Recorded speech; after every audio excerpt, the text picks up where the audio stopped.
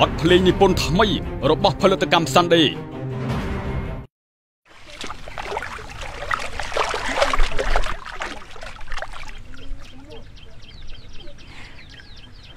បុប្ផាបងស្រឡាញ់បុប្ផាក៏ស្រឡាញ់បងដែរយេតែបងត្រង់ថា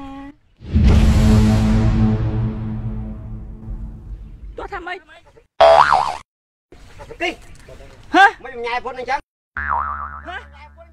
ហើយអត់ឯងមិនប្រាប់បងតាពីដំបូងដែរឯងវាមិនដឹងប្រាប់បងដែរតែប្រាប់អត់ចង់ដីតែយើងដើរមកពីដីនេះអញអើ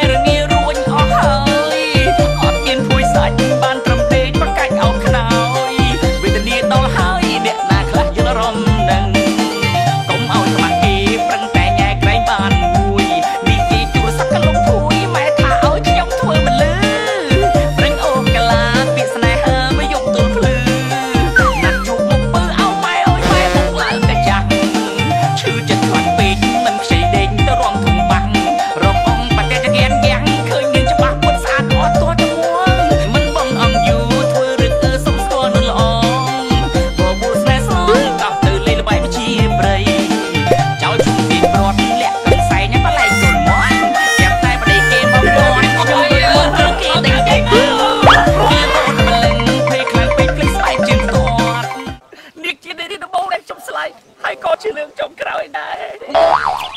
នឿនហ្នឹងបងស្លាញ់អូនមែនទេខ្ញុំសូមបកគលខ្លួនប្រាណខ្ញុំជួនដល់នាងហើយសូមជើញចូលយកមកយកចោះចូលមកនេះបងស្លាញ់ Wow my god ឲ្យទី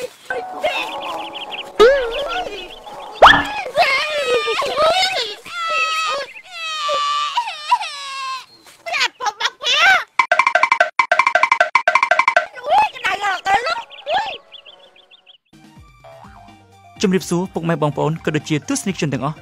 ដែលតែងតែគាំទ្រនៅផលិតកម្ម Sunday ដើម្បីអបអរសាទរក្នុងពិធីបុណ្យចូលឆ្នាំខ្មែរប្រពៃណីជាតិខាងមុខនេះផលិតកម្ម Sunday មានកិត្តិយសលក់បញ្ចុះតម្លៃពិសេស CD VCD Original ក្នុងតម្លៃ 2000 រៀលប៉ុណ្ណោះសូមកុំឲ្យឱកាសដ៏ល្អនេះកន្លងផុតទៅអីសោះសូមអរគុណ